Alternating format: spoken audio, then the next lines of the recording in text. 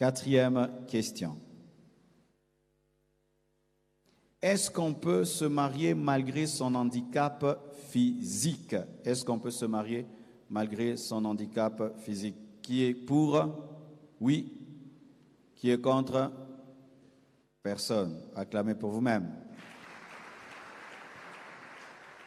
Oui, on peut se marier malgré ses handicaps physiques. D'ailleurs, tout le monde a des handicaps physiques.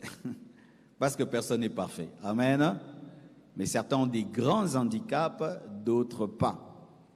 On peut se marier malgré son handicap physique et ses handicaps physiques, mais écoutez, à condition que l'autre soit au courant et t'accepte comme ça. À condition que l'autre soit au courant de ton handicap physique et t'accepte comme ça et qu'il ne t'accepte pas par compassion mais par amour. Amen. Il doit t'épouser par amour, pas par compassion, parce que le mariage, ce n'est pas la Croix-Rouge. Amen. Alors, voici. Il y a deux sortes d'handicaps. Il y a des handicaps qu'on ne peut pas cacher, mais il y a des handicaps qu'on peut cacher. Alors là, je parle des deux au même moment. Lorsque tu as un handicap physique qui est vu, ben l'autre déjà voit ça, eh bien n'aie pas peur, tu te présentes et tu l'aimes. Et sachez qu'il y a des personnes sur cette terre qui n'ont que faire du physique. Il y a des gens pareils, hein? Le physique ne leur dit absolument rien. Alors, tu vas rencontrer quelqu'un qui pour lui, c'est ton intelligence, c'est ton onction, c'est ton esprit. Et je connais des personnes avec des infirmités qui ont épousé des beaux messieurs, des belles femmes, j'en connais personnellement. Amen. Et ils sont très, très heureux. Mais il y a d'autres handicaps qui sont cachés.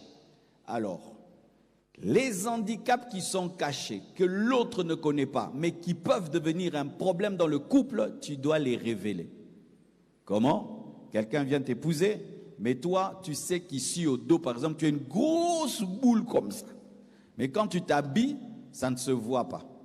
Quand quelqu'un vient et tu sens vraiment qu'il est sérieux, il faut lui dire, tu m'aimes, mais j'ai un problème que tu ne vois pas. Quoi? J'ai une grosse boule vraiment ici. Il va dire, ah ok, pas de problème, on peut faire la chirurgie, on va enlever. Ah, l'autre il fouille, ah, il part, il faut dire. Peut-être aussi tu as connu une opération chirurgicale, on t'a enlevé les deux trompes. L'autre ne sait pas. Alors lui, il pense qu'il aura des enfants, mais toi tu sais que tu n'auras pas des enfants, il faut dire la vérité. Tu as un problème d'impuissance, on te voit un garçon musclé, costaud, mais alors que tu ne fonctionnes pas. Une fille te dit je t'aime, je t'aime, je t'aime, ou tu aimes la fille, mais il faut lui dire que tu as un problème, vous allez beaucoup prier et aller souvent à l'hôpital et beaucoup causer. Il faut lui dire. Je connais dans le corps du Christ un garçon qui avait un problème sexuel, il ne l'a pas dit à la fille a découvert cela dans le mariage, aujourd'hui ils sont divorcés. Elle n'a pas tort aussi. On appelle ça annulation du mariage parce que c'est de l'escroquerie. Amen. Lorsque quelqu'un se marie, doit savoir à qui se marie. Et si tu caches des choses qui peuvent faire fuir les gens, et l'autre entre, il va découvrir, tu l'as escroqué, et la loi lui permet de te traduire en justice et de divorcer. Parce que c'est un mensonge. Je parle des grands mensonges. Tu es frigide et tu sais que tu es frigide. Toi-même, tu sais que tu es frigide.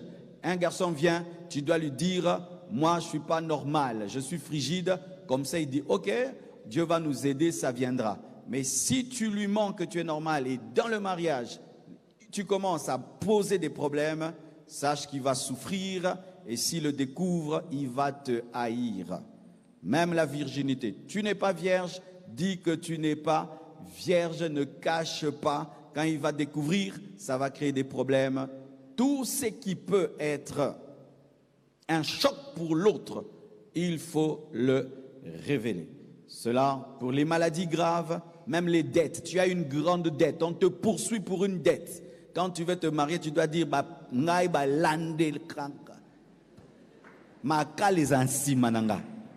comme ça, elle sait que quand elle va t'engager, elle va te visiter en prison. Ah oui, hein. Je connais une femme qui a divorcé à cause de ça. Un homme qui avait beaucoup de dettes. Ils n'ont jamais eu de joie et de paix dans le mariage. Tous les jours des dettes, tous les jours. il n'a jamais dit ça. D'autres, tu urines au lit. Hein? Oui, tu es un beau garçon, une belle fille, mais la nuit, toi, quand tu rêves, après, tu urines. Il faut dire cela. Tu es épileptique, il faut dire cela. Tout ce qui peut être un choc pour l'autre, l'autre doit le savoir. Amen. Ce qui est apparent, il n'y a pas de problème, déjà l'autre sait, mais ce qui est caché, tu dois le dire. Mais pas à tout le monde, à n'importe qui vient, tu dis non. C'est lorsque tu sens que la personne t'aime vraiment et qu'elle est prête à s'engager que tu peux révéler cela. Sinon, ton dossier ira dans le monde entier. Amen. La Bible le dit. Dans Genèse 29, versets 23 à 25, la Bible nous dit, « Le soir, il prit Léa, sa fille, et l'amena vers Jacob, qui s'approcha d'elle. Et l'abandonna pour servante à Léa, sa fille, Zilpa, sa servante. » Écoutez, le lendemain matin, voilà que c'était Léa. Alors Jacob dit à Laban, « Qu'est-ce que tu m'as fait? N'est-ce pas pour Rachel que j'ai servi chez toi? Pourquoi tu m'as trompé? » Tu vois? Lui pensait avoir épousé Rachel alors qu'il avait épousé Léa. Lui t'épouse pensant que tout est normal alors que c'est anormal et il va se fâcher. Elle va aussi se fâcher. Amen. Donc, ne fondez jamais vos mariages sur le mensonge. Acclamons le Seigneur.